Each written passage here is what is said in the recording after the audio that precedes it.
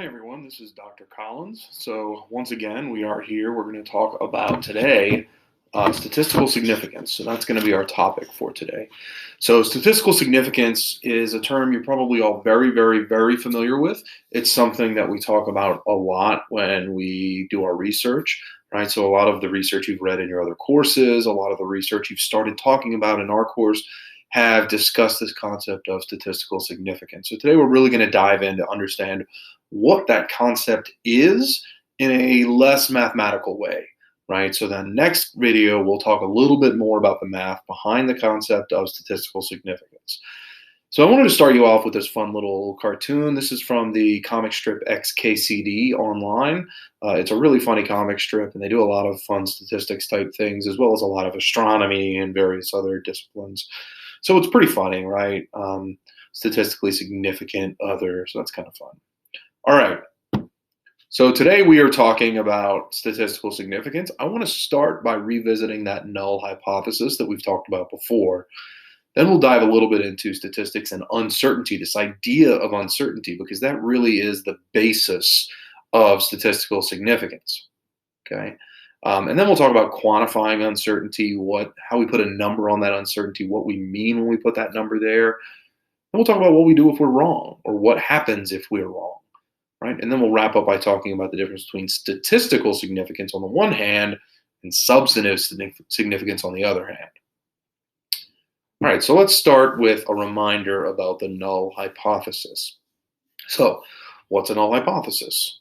Well, as you probably remember, the null hypothesis is just an assertion that there is in fact no relationship between two variables. Right? So alternatively, if we're talking about a nominal level variable, we say that the mean for this group is lower or higher than the mean of this group, right? The null hypothesis would be that there is no difference between those groups, okay?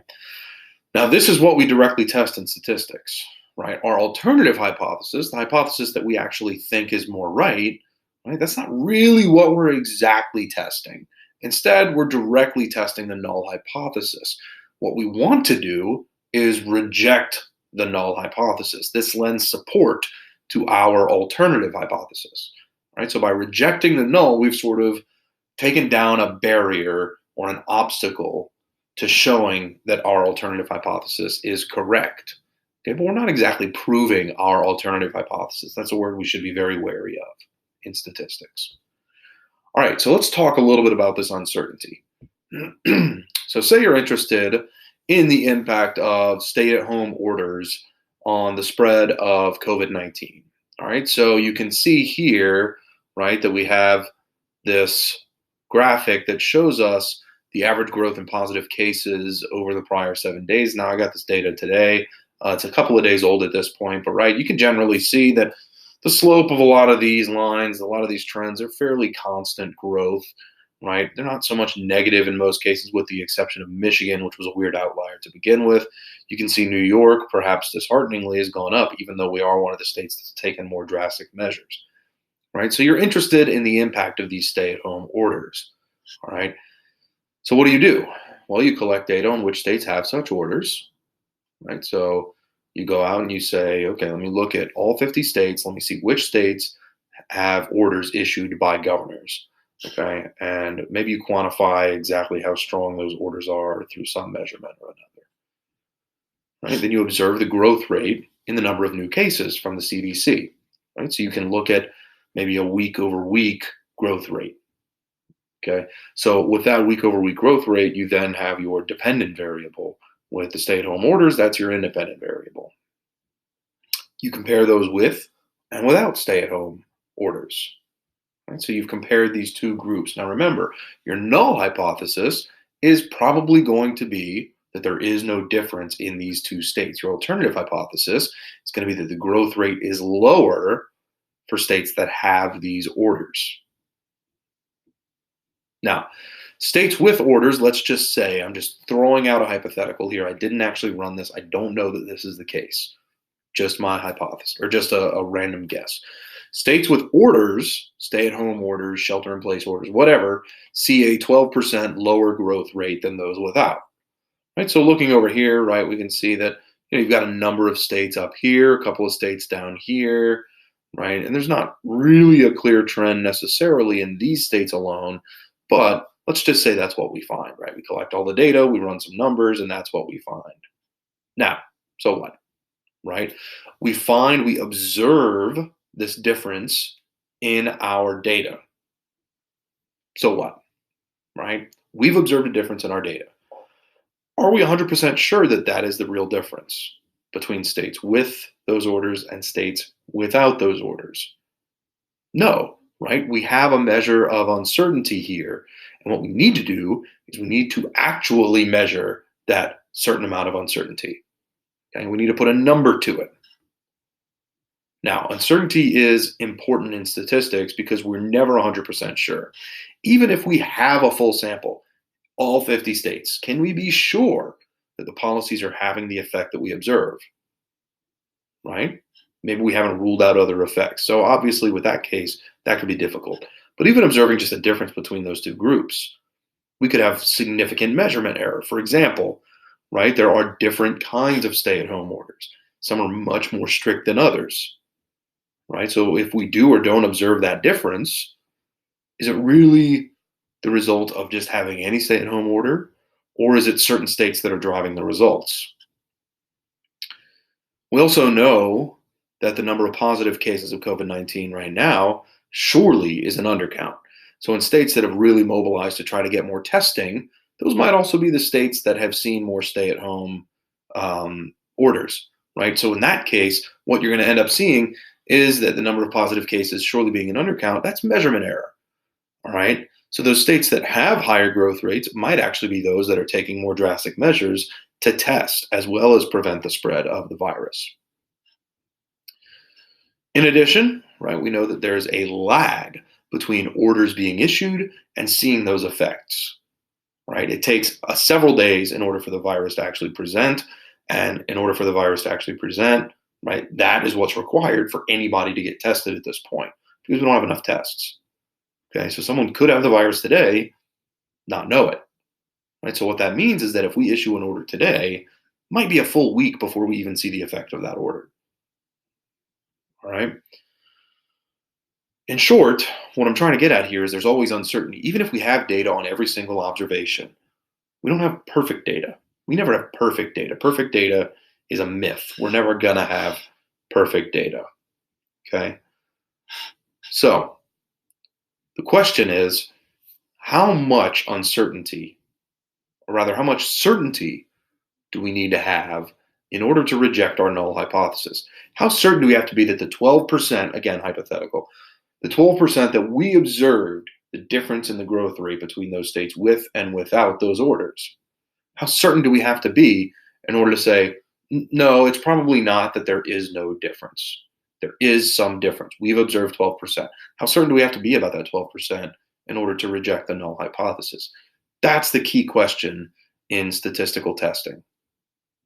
Okay, so again, I'm going to rephrase that just so that you're firmly aware of this. The key question in statistics is, how certain do we need to reject the null hypothesis? So how do we quantify that uncertainty? Remember that the goal is to infer from a sample, our data, to a population, right? So we start by assuming the null is true, right? That's always the way we start hypothesis testing. We assume the null is true, right? So the null in this case would be the difference between the states with or without stay-at-home orders is 0%. So if that's true, how likely is it that we would observe this 12% difference? If in reality there is no difference, how likely is it we'd observe this 12% difference? That percentage, that probability is called a p-value. It's the probability that we would see our observed results given that the null is true, right? Given no true relationship. That's the p-value. So that probability is important. That's that measure of certainty. What threshold are we willing to use to say, yes, we can reject the null? Because at some point we have to say, yes, we can reject the null. Now, theoretically, we could just report out a p-value, which we get through calculating various statistics, which we'll get into later in the semester, right? But say we obtain that p-value. Theoretically, we could just report the p-value and let that stand. And in fact, that's probably best practice. But generally speaking, we want a relatively high threshold. We want to be very certain that it's unlikely for the null to be true, given what we've seen. Typically, we set that p-value at 0.05. So it's a probability, it's a proportion, which ranges from 0 to 1. So it's 5%. All right, we'd like for there to be a 5% chance or less that we would observe our observed relationship given a true value of 0. Okay, put another way, what's the probability that our result is simply due to chance? True population value 0, by chance, by measurement error, whatever, we just got a sample that shows us a 12% difference. What's the probability of that happening? Okay, typically we set a threshold of about 5%. And some use 10%, some use 1%. 5% is definitely the norm in political science. Okay, so it's the probability that we would observe our result if the null were true. All right, so 5% or less chance that what we observed was simply due to chance. Right, that's what we're looking for. Now, if we can safely clear this threshold, p is less than 0.05, then we say the result is statistically significant. That's all it means. The chance, or the idea of statistical significance, is the chance that you will reject the null when it's really true. Okay, so we put it at 5% or less. If there's a 5% or less chance that you'll reject the null given that it's true, then you can say it's statistically significant. Okay, so you reject the null because it's highly unlikely for the null to be true. You only reject the null if it's very unlikely to be true. Not impossible, but very unlikely. So if there's a less than or equal to 5% chance we'd get the null if these results, we'd get these results rather if the null were true. That's what we're looking for. Another way of putting it, there's a less than 5% chance we'd be improperly rejecting the null. That's when we say that something is statistically significant. Okay, rejecting the null of no relationship. Notice we're not saying we're proving our alternative hypothesis. Again, it's just a less than 5% chance we get these results if the null were true. If that's the case, then we say it's statistically significant. Okay, but what if we're wrong? What if we reject the null, but it is true? Right? Even if we have that 5%, 5% is still 1 in 20. So 1 in 20 times, we're going to reject the null, and it's true. What if we don't reject the null, but it's false? What if we get p of 0.08, 0.12? Right? In our sample, that says, well, the null is still 8 to 12%, right? Still a pretty good chance that we'd be rejecting a true null if we did so. So we don't reject the null. So let's say we don't reject the null, but in reality, it's false. Right? Those are some kinds of errors that we've committed. Now, we can categorize these errors. Right? So we have a table here set up where we have a 2 by 2 matrix. Right? So up here, the columns represent what happens if we accept the null hypothesis as a result, or we reject the null hypothesis as a result of our test. The first row is when, in reality, the null hypothesis is true. There is no relationship. Second row is the null hypothesis is false. Okay. So in the diagonals there, right, we can see that we are correct if we accept it and it's true, or we reject it and it's false. So no problem there. The problem starts when we reject the null, but in fact it's true. Right? That's what's known as a type 1 error. Now in reality, the p-value is technically the probability of committing a type 1 error. Remember, it's the chance that we are rejecting a true null. Okay? So that's a type 1 error. And maybe you can guess, the other off diagonal is a type 2 error, right? If you accept the null hypothesis when in reality it's false. That's bad, right? So what we want to do is we establish a high threshold such that we're unlikely to be committing a type 1 error. That's the goal, all right? We would rather have, right? We would rather have a false positive. Sorry, we'd rather have a false negative than a false positive. Type 1 error is a false positive, right? It favors your alternative hypothesis. You've rejected the null when in fact it's true. Type 2 error is a false negative, right? You say, oh, we're accepting the null hypothesis. Our alternative hypothesis can't be true, when in reality, the null hypothesis is false, okay?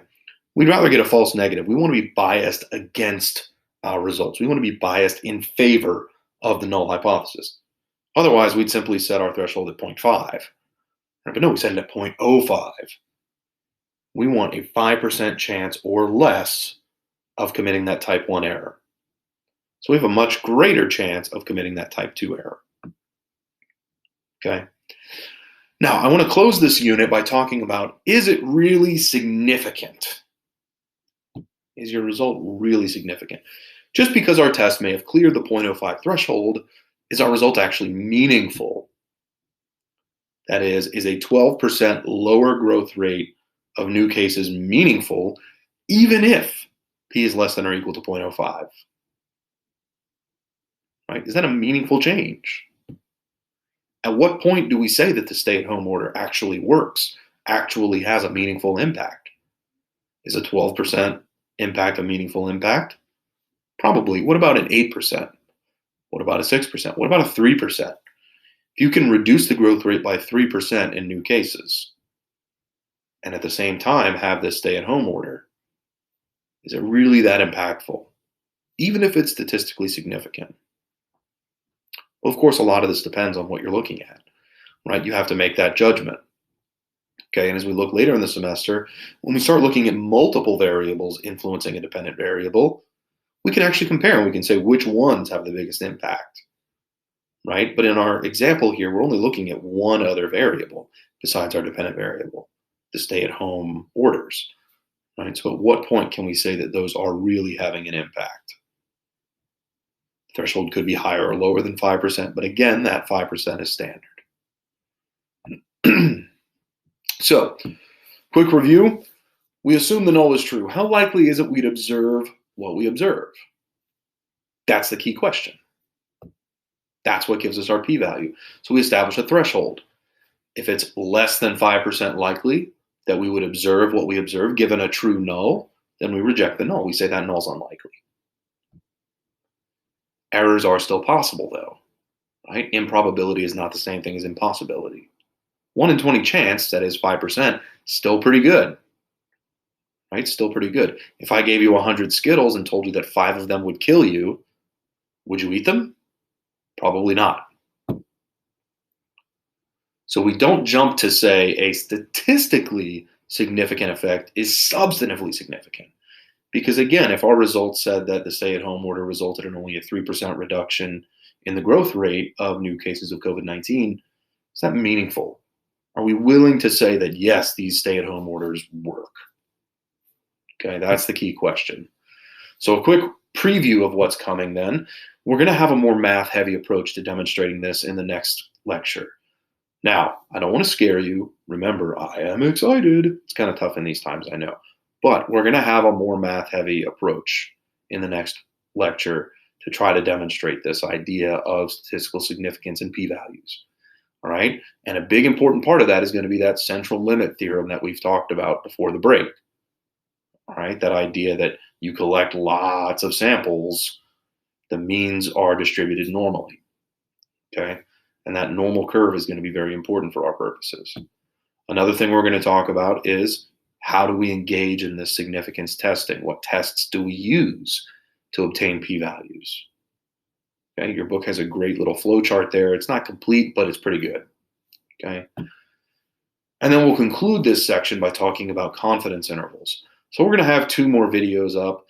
The next one will be that more math-heavy approach to demonstrating this. Then I'll have one about statistical testing and confidence intervals.